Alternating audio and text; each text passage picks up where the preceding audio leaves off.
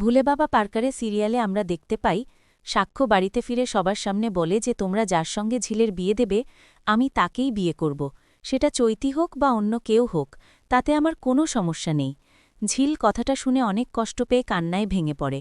মিনু ঝিলকে জিজ্ঞাসা করে যে তোর কি হয়েছে, তুই কিছু বলছিস না, তুই এত ভেঙে পড়ছিস কেন?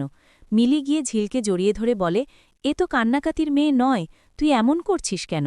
ঝিল জানায় যে কাউকে ভালোবাসলে হয়তো খুব কষ্ট পেতে হয় তাকে ছাড়া থাকতে। মিনু জিজ্ঞাসা করে ঝিল, তুই আবার কাউকে ভালোবেসে ফেলেছিস? কাকে ভালোবেসেছিস আমাকে বল। ঝিল জানায় সেটা বলে কি লাভ হবে? কোনো লাভ হবে না, এই জন্য আমি কিছু বলতে চাচ্ছি না মা। এরপরই মিলি বলে তুই কি সাক্ষ্য ডাক্তারবাবুকে ভালোবেসে ফেলেছিস? মিনু বলে এটা হতেই পারে না। সাক্ষর মেজ কাকিমা জানায় সাক্ষ্য, এবার তাহলে তুমি কথা বলো, তুমি কি ঝিলকে ডিভোর্স দেবে কি দেবে না? এই কথাটা আজকে আমাদের সবার সামনে বলে দিতে হবে। সাক্ষ্যের মা বলে ছেলে কোনো কথাই বলছে না।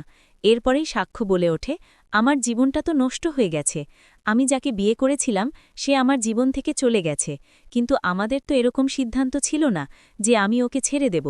পরিস্থিতির শিকার হয়ে আমাদের আলাদা হয়ে যেতে হয়েছে, কিন্তু আমি চাই না যে তুইও আমার মতো জীবনটা নষ্ট কর। সাক্ষ্য জানায় তোমরা যার সঙ্গে বিয়ে দেবে আমি তাকেই বিয়ে করতে রাজি আছি, সে যেই হোক, চৈতি হোক বা অন্য কেউ হোক, তাতে আমার কোনো সমস্যা নেই। ঠাকুমা সাক্ষ্যকে অল্পতে রেগে যেতে বারণ করে। সাক্ষ্যের বোন জানায় এমন করো না, চৈতিবিতি বিয়ে করে নাও। অন্যদিকে ঝিল কান্নায় ভেঙে পড়লে মিনু বলে যে আমি তো ওই ছেলেটার কোনো দোষ দেখছি না, যদি তুই এই কথা না বলতি তাহলে ছেলেটা যেত না। মিলি জানায় ওই ছেলেটারও দোষ আছে।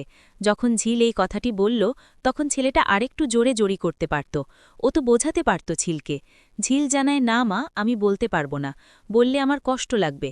ও আমাকে অপারেশনের আগে আই লাভ ইউ বলেছিল, আমি ভেবেছিলাম ও হয়তো আমাকে ভালোবেসে ফেলেছে, কিন্তু ও মিথ্যে কথা বলেছিল। মিনু জানায় তাহলে একবার সাক্ষ্যকে জিজ্ঞাসা করে দেখতে পারিস তো?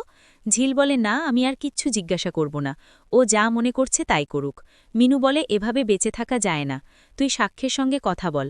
পরবর্তী ভিডিওতে কি হবে জানতে আমাদের সাথেই থাকুন এবং চ্যানেলটি সাবস্ক্রাইব করে রাখুন এবং পাশে থাকা বেল আইকনে ক্লিক করে রাখুন যেন